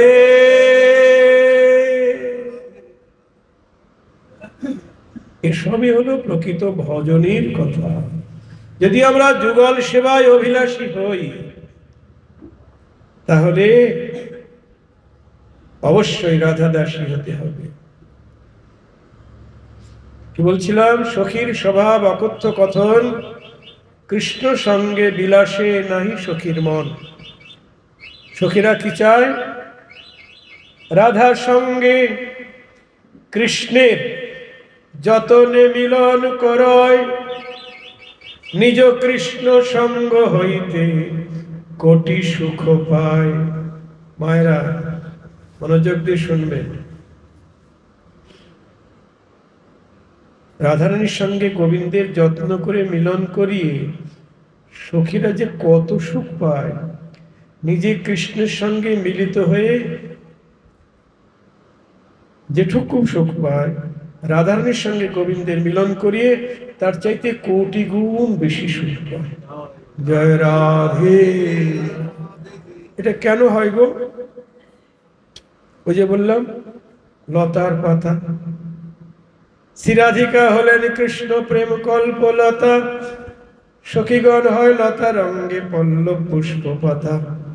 কৃষ্ণ লীলামৃতে যদি লতাকে সিঞ্চয়, লতার গোড়ায় জল দেয়, লতা হইতে পল্লবাদ্যের কোটি সুখ হয়।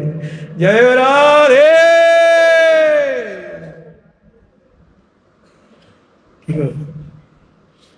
লতার গোড়ায় জল দিলে আর কি পাতায় জল দিতে হয়? লাউ গাছের গোড়ায় জল দিলে ডোগায় বা পাতায় জল দিতে হয় না, আপনা হতে রস পায়। তাই কৃষ্ণ লীলামৃতে যদি লতাকে সিঞ্চয়, রাধারানী হলেন লতার মূল। সেখানে রাধার সঙ্গে গোবিন্দের মিলন হলে পল্লবরূপী সখীগণের আপনা হতে কোটি গুণ সুখ হয়। দেখাও তো যায়, জল দিলাম গোড়ায়, গোড়ায় বেশি সুখ হচ্ছে না, লতায় বেশি সুখ হচ্ছে না, আনন্দটা প্রকাশ পায় পাতায়, লাউ গাছের পাতায় বেশি আনন্দ প্রকাশ পায়, তাই না? জয় রাধে, কোটি গুণ সুখ। এই সুখের আস্বাদন যারা একবার পেয়েছে তারা কখনো কৃষ্ণ সঙ্গে মিলিত হবে না। কিন্তু সখীর যদিও কৃষ্ণ সঙ্গমে নাহি মন, তথাপি রাধিকা যত্নে করয় মিলন। সখীর কৃষ্ণ সঙ্গে বিলাস বাসনা নেই, কিন্তু রাধারানী সখীদের সঙ্গে গোবিন্দের মিলন করায়। কেন করায়? গোবিন্দকে সুখী করতে। আমি একা কতটুকু গোবিন্দের সেবা করব? যেমন মন্দিরের সেবা করতে গেলে একা একা তো পারবে না, মুছতে হবে, ফুল তুলতে হবে, মালা গাঁথতে হবে, অর্চন করতে হবে, ভোগ রান্না করতে হবে, অনেক সখীর দরকার না?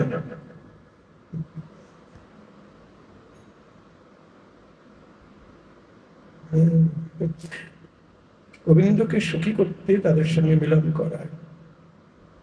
কিন্তু যারা রাধা চরণের দাসী, সখীরা নায়িকা স্বরূপ, তাদের সঙ্গে গোবিন্দের মিলন হয়। কিন্তু যারা দাসী তারা নায়িকা নয়, তারা দাসী। দাসীরা শুধু সেবা দিয়েই সুখ পায়, তারা মিলন সুখ চায় না। এক রাধা দাসী নির্জন বনে ফুল তুলছে আর রাধা নামের গান গাইছে।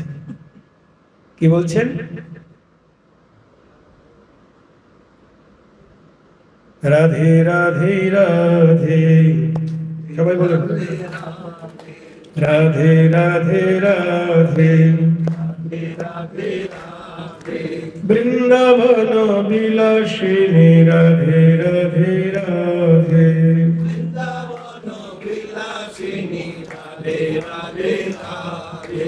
শ্যামসাগরের মরালিনী রাধে রাধে রাধে,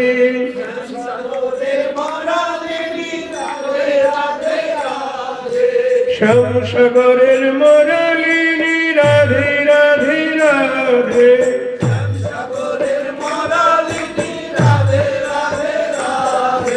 কৃষ্ণ সুখ প্রদায়িনী রাধে রাধে রাধে,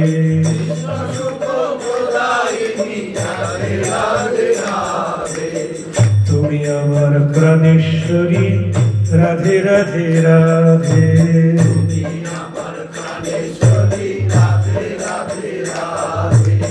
আমি তোমার কিঙ্করী রাধে রাধে রাধে,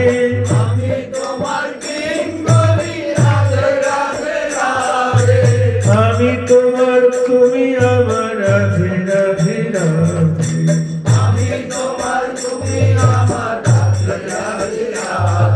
তুমি ছাড়া আমার আর কেহ নাই রাধে রাধে রাধে, তুমি ছাড়া আমার আর কেহ নাই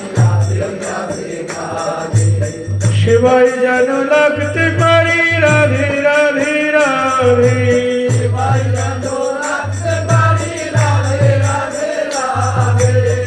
আমি তোমার, তুমি আমার রাধে রাধে রাধে,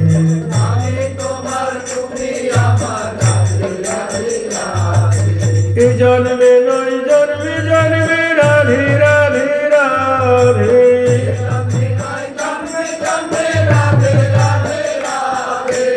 আমি তোমার, তুমি আমার রাধে রাধে রাধে,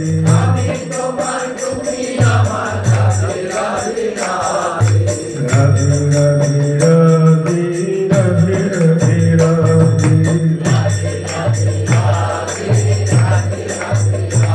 জয় জয় শ্রী রাধে, রাধা রানী কি। রাধা নামের গান গাইছে আর ফুল তুলছে, কেউ নাই, নির্জন বন। তা রাধা নাম করলে কে বেশি খুশি হয় গো? রাধারানী? হ্যাঁ, গোবিন্দ বেশি খুশি হয়? আমি সদানন্দ বাবাজি, আমার নাম করলে তো আমার সুখ হবে, তাই তো? আপনারা যদি বলেন বাবাজি খুব ভালো গান করেন, পাঠ করেন, তো গর্ব হবে না? আমার সুখ হবে। কিন্তু রাধা নাম করলে কৃষ্ণর যে কত সুখ হয় থাকতে পারে না। राधे राधे बोल श्याम भागे चली आएंगे, राधे राधे बोल, राधे राधे बोल श्याम भागे चली आएंगे,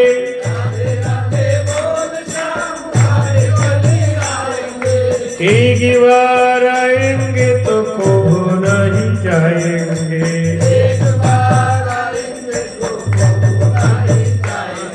দেখেছেন, রাধা নাম করলে আর থাকতে পারে না, ছুটে এসেছেন। দাসী রাধা নাম গাইছেন, ছুটে এসেছেন, চুপি চুপি এসে পিছন দিক থেকে দাসীর আঁচলটা টেনে ধরেছে, চোরের শিরোমণি। দাসী চমকে উঠেছে, কে? আঁচল ধরেছ কে? আমি শ্যাম। আঁচল ধরেছ কেন? ছেড়ে দাও। বলছে, নির্জন বন, তুমি আর আমি ছাড়া কেউ নেই, আমার সঙ্গে মিলিত হও, তোমার জীবন ধন্য করো। দাসী বলছে, আঁচল ছেড়ে কথা কও। গোবিন্দ বলছে, তুমি আমার সঙ্গে মিলন চাও না? দাসী বলছে, না। এই চরিত্র দেখেছেন? এমন কোন প্রতিব্রতা রমণী আছে এমন সুযোগকে হাতছাড়া করে?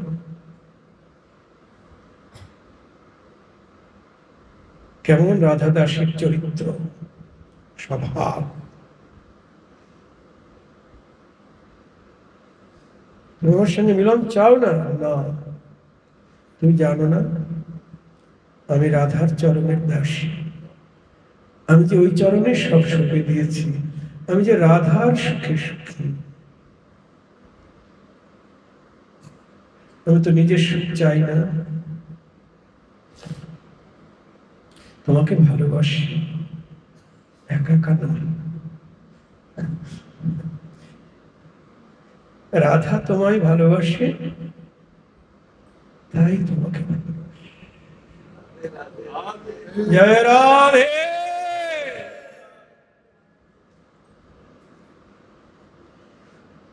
তোমার বিলাস বাসনা জেগেছে, বুঝেছি, আমার সঙ্গে চলো, তোমায় যতন করে মিলাই দিব। বলি, আমার প্রাণেশ্বরী রাধারানীর সনে তোমায় যতন করে মিলাই দিব। আমার প্রাণেশ্বরী রাধারানীর সনে, বলি আমার সঙ্গে চলো তুমি, প্রাণেশ্বরী রাধা রানীর সঙ্গে তোমায় যতন করে মিলাই দিব। এই বলে রাধা দাসী কি করলেন? গোবিন্দকে সঙ্গে করে নিয়ে নিরজনে রাধার সঙ্গে মিলন করিয়ে দিলেন। মিলন হয়ে গেল। মিলনের পরে গোবিন্দ বলছেন, রাধে, তোমার এই দাসীকে আমি কিছু পুরস্কার দিতে চাই, কারণ ওর কৃপায় তো আমি তোমার সান্নিধ্য পেলাম। রাধারানী হেসে বলছে, দাও, তোমার যা খুশি পুরস্কার, তোমার যা ইচ্ছে হয় দাও। গোবিন্দ বলছে, না, তোমার অনুমতি ছাড়া আমার পুরস্কার ও নেবে না।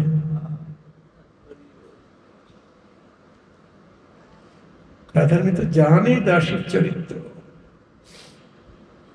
ও তাই, ঠিক আছে শ্যাম, তুমি এক কাজ করো, তোমার গলা ওই প্রসাদী মালাটা না ওই গলায় পরিয়ে দাও। রাধারানীর আদেশ মতো গোবিন্দ নিজের গলার মালা খুলে যখনই দাসীকে পড়াতে গেছে, দাসী হাত তুলে বলছে, না না, ওই মালা আমি পরবো না, পরবো না ওই মালা। বলুন, এবারও সুযোগ হাতছাড়া করছে। নির্জন কাননে গোবিন্দ মিলিত হতে চাইলেন, প্রত্যাখ্যান করলেন। নিজের গলার প্রসাদী মালা নিজে হাতে পরাতে যাচ্ছে, সেটাও প্রত্যাখ্যান করছে। আমাদের কাছে যদি এমন সুযোগ আসে, বলুন মায়েরা, আমরা হাতছাড়া করবো? কখনো না। কিন্তু রাধা দাসী প্রত্যাখ্যান করছে। গোবিন্দ নালিশ করছে রাধারানীর কাছে, দেখো তোমার দাসী আমার পুরস্কার নিচ্ছে না। রাধারানী হেসে বলছেন, মনে হয় ওই পুরস্কারটার পছন্দ হয়নি। শ্যাম, তুমি এক কাজ করো, তোমার ওই মুখের ভিতরে যে চর্বিত তাম্বুল আছে ওইটা একটু বের করে ওর মুখের ভিতর দিয়ে দাও, তাহলে ও আর না করবে না। রাধারানীর নির্দেশ মতো গোবিন্দ নিজের অধরামৃত চর্বিত তাম্বুল বের করি যখনই দাসীর মুখে দিতে গেলে, নিল না, দই করে বদন ঝেপে বলছেন, ওই প্রসাদ আমি নিব না গো। সবাই মনোযোগ দিয়ে শুনবেন, শুনছেন তো? রাধা দাসী কি বলছেন? গোবিন্দের প্রসাদ নেবে না। যেমন তেমন প্রসাদ নয়, মুখের ভিতরকার চর্বিত তাম্বুল প্রসাদ, তাই নেবে না। বাবা, কি অহংকার! ওই প্রসাদ আমি নেব না গো। কেন? এখনো রাধা রানীর প্রসাদ হয় নাই, তাই ওই প্রসাদ আমি নেব না গো। রাধা রানীর প্রসাদ হয় নাই, তাই আমি যার চরণের দাসী, রাধা রানীর প্রসাদ হয় নাই, তাই ওই প্রসাদ আমি নেব না গো। দেখুন সাধু, জোরে বলুন, সব প্রসাদ খাওয়া যাবে না।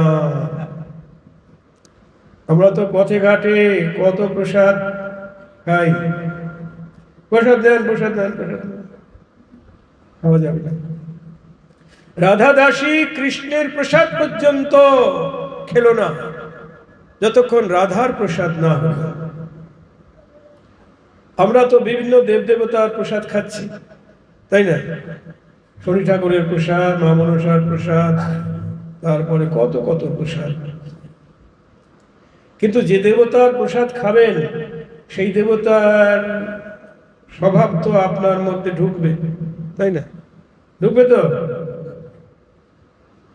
ওই জন্য ডাক্তার বলে কারো এটো খাবেন না, কারণ ওর মধ্যে যদি কোনো সংক্রামক ব্যাধি থাকে ওই ব্যাধিটা আপনার ভিতর ঢুকবে, কারো এটো খাবেন না। এই জন্য আমাদেরও দেবতার প্রসাদ খাওয়া উচিত নয়। বাবাজি কি সব অলক্ষণী কথা বলছে গো? আরে সবই তো এক, আমরা বলি না সবই এক। এসব ভণ্ডামি, এই প্রসাদ খাবো না, প্রসাদ খাবো না। রাধা দাসী কৃষ্ণের প্রসাদ কেন খেল না? নৈষ্ঠিক ভজনে তোমারই কহিল ভাই, হনুমান যাহাকে প্রচার। একনিষ্ঠ ভজন আমাদের গৌড়ীয় বৈষ্ণব সম্প্রদায়ে কতবার নিবেদন করতে হয় জানেন? 4টে থালায় ভোগ দিতে হয়। 4টে যদি না পারেন 2টো দেন। একটা 3 প্রভু মহাপ্রভু অদ্বৈত নিত্যানন্দ প্রভুর একটা থালায়, আর একটা থালায় গোবিন্দকে দিবেন। তারপরে যদি তাও না পারেন একটা থালাই দিন। একটা থালায় 4 জনার 4টে ভোগ মনে করে 4 জনের নাম নিবেদন করবেন। প্রথমে মহাপ্রভু, নিত্যানন্দ প্রভু, অদ্বৈত প্রভু, তারপরে কৃষ্ণ। নিবেদন হয়ে গেল, বাইরে চলে আসলেন, সেবার সময় দিলেন, আবার গিয়ে তাদের আসমন দিয়ে মহাপ্রভুর প্রসাদ গদাধর শ্রীবাসাদি ভক্তদের দিতে হবে, আর কৃষ্ণের প্রসাদ রাধারানী এবং সখীদেরকে দিতে হবে। হয়ে গেল দ্বিতীয়বার নিবেদন। আবার বাইরে এলেন, তৃতীয়বার গিয়ে মহাপ্রভুর প্রসাদ শ্রীরূপ সনাতনাদি গোস্বামী বর্গকে দিতে হবে, আর রাধারানীর প্রসাদ রূপমঞ্জরী আদি মঞ্জরীগণকে দিতে হবে। যারা নবদ্বীপে রূপ সনাতন শ্রীজীব মানে গোপাল ভট্ট দাস রঘুনাথ, তারাই বৃন্দাবনের উপমঞ্জরী, রতি মঞ্জরী, লবঙ্গ মঞ্জরী ইত্যাদি। তাই রাধারানীর প্রসাদ তাদেরকে দিতে হবে, মঞ্জরীগণকে। চতুর্থবারে গিয়ে মহাপ্রভুর প্রসাদ গুরুবর্গকে দিতে হবে, আর রাধারানীর প্রসাদ গুরু মঞ্জরীগণকে দিতে হবে। এতবার নিবেদন করতে হবে। তারপরে তো মহা মহা মহা মহা মহা মহাপ্রসাদ হলো। ওই প্রসাদ খেলে তবে তো ভক্তি হবে। আজ প্রতিদিন যদি অন্য প্রসাদ খাই তাহলে তো হরি ভক্তি লাভ হবে না। এবং মায়েরা ঠিক বলছি, আর যদি কেউ আরো অন্য কিছু খায় তাহলে হরি ভক্তি তো পালিয়ে যাবে। জয় রাধে, সাধু সাবধান।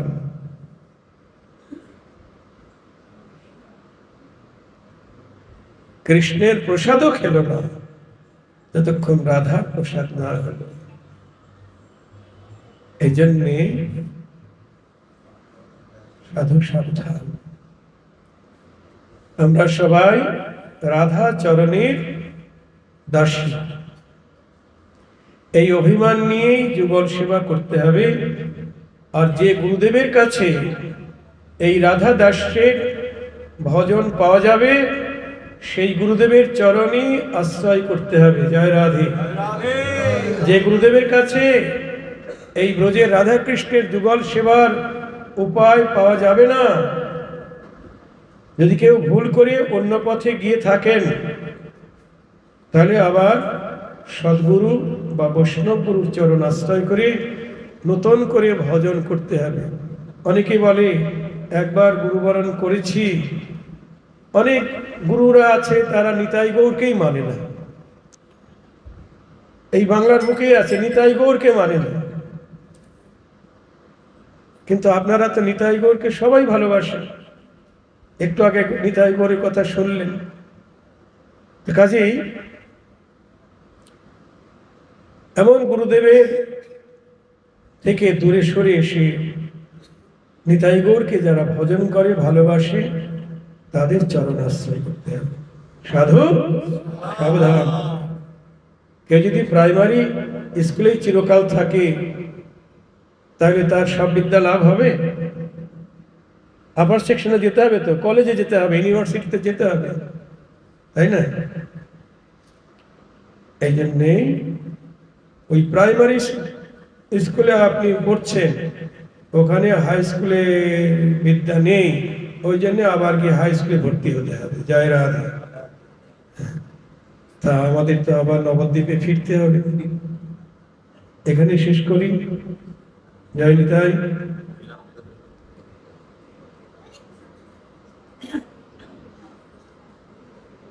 আবার গৌরাঙ্গ রূপের কথা শুনতে চাইছে।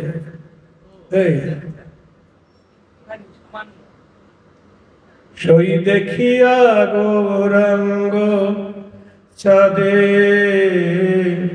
সই দেখিয়া গৌরাঙ্গ চাঁদে, আমি হইল পাগলি আকুলি বিকুলি, হইল পাগলি আকুলি বিকুলি, গোরা লাগি পরাণ কাঁদে, গোরা লাগি পরাণ কাঁদে।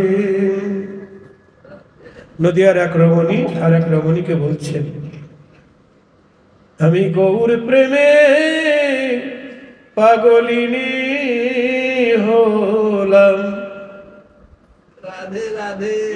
আমি গৌর প্রেমে পাগলিনী হলাম। ঘরে থাকতে পারি না সই, গৌর প্রেমে পাগলিনী হলাম। সদাই গৌর বলি আমার পরাণ কাঁদে, গৌর প্রেমে পাগলিনী হলাম। সই দেখিয়া গৌরাঙ্গ চাঁদে, আমি হইল পাগলি আকুলি বিকুলি, হইল পাগলি আকুলি বিকুলি, গোরা লাগে পরাণ কাঁদে, গোরা লাগে পরাণ কাঁদে। একজন কুলের কুলবধূ স্বামী থাকতে যদি পর পুরুষকে মন দিয়ে দেয়, ভালোবেসে ফেলে, তাহলে সমাজ তাকে অপবাদ দেবে না? কি একজন পুরুষ মানুষ আর একজন পুরুষকে ভালোবাসলে দোষের হয় না, কিন্তু একজন কুলের কুলবধূ একজন পর পুরুষকে মন প্রাণ দিলে অপবাদ উঠবে। তাই সে বলছে, আমার গোরা যদি হতো পাখি, সই সই গোরা যদি হতো পাখি, আমি পালিতাম তারে যত্ন করিয়া, পালিতাম তারে যত্ন করিয়া, হৃদি পিঞ্জিরাইরা রাখি, হৃদি পিঞ্জিরায় রাখি। তারে যতন করে পালন করিতাম, আমার হৃদয় খাঁচায় পুরে রেখে, আমার গৌর যদি হইতো পাখি, হৃদয় খাঁচায় পুরে রেখে যতন করে পালন করিতাম, হৃদি পিঞ্জিরায় রাখি, হৃদি পিঞ্জিরায় রাখি। আর এক রমণী বলছেন, আমার কি স্বাদ হয় জানিস, সই গোরা যদি হতো ফুল, আমার গোরা যদি হতো ফুল, রাখিতাম তারে খোপার উপরে, আমি রাখিতাম তারে খোপার উপরে, দুলিত কানেতে দুল, দুলিত কানেতে দুল, তারে খোপায় গুজে রেখে দিতাম, দুল করিয়া কানে পরিতাম। আমার গৌর যদি হইতো ফুল, তারে দুল করিয়া কানে পরিতাম, খোপায় গুজে রেখে দিতাম, গোরা যদি হতো ফুল, গোরা যদি হতো ফুল। আর এক রমণী বলছেন, আমার কি স্বাদ হয় জানিস, আমার গোরা যদি হতো মতি, ও সই সই রে আমার গোরা যদি হতো মতি, তারে হার করিয়া গলায় পরিতাম, তারে হার করিয়া গলায় পরিতাম, শোভা যে হইত অতি, শোভা যে হইত অতি। ওরা যদি মতি হতো, হার করে গলায় পড়তাম, আমার অঙ্গ শোভা বেড়ে যেত, তাকে হার করে গলায় পড়িতাম, আমার গোরা যদি মতি হতো। বৈষ্ণব কবি জ্ঞানদাস বলছেন, গোরা যদি হতো মধু, জ্ঞানদাস কহে আস্বাদ করিয়া, মজিত কুলের বধূ, মজিত কুলের বধূ। কবি জ্ঞানদাস বলছেন, গোরা যদি মধু হতো, তাহলে আস্বাদন করে কুলের কুলবধূ মজি থাকতো। জয় রাধে। তাহলে গৌরকে কিভাবে ভালোবাসতে হবে গো? ভালোবাসা তো অনেক রকমের হয়, কিন্তু পরিপূর্ণ প্রাপ্তি কোন ভালোবাসায়? মায়েরা বলুন।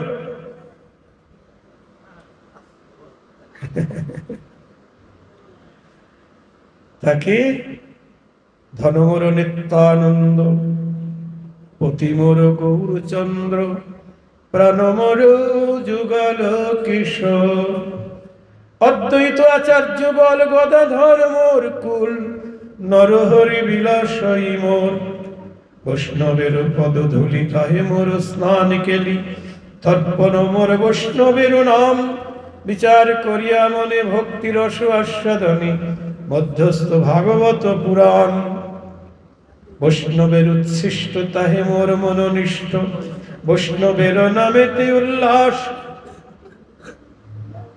বৃন্দাবনে চবতারা তাহে মোর মন ভরা, কহে দিন নরোত্তম দাস। জয় জয় শ্রী রাধে।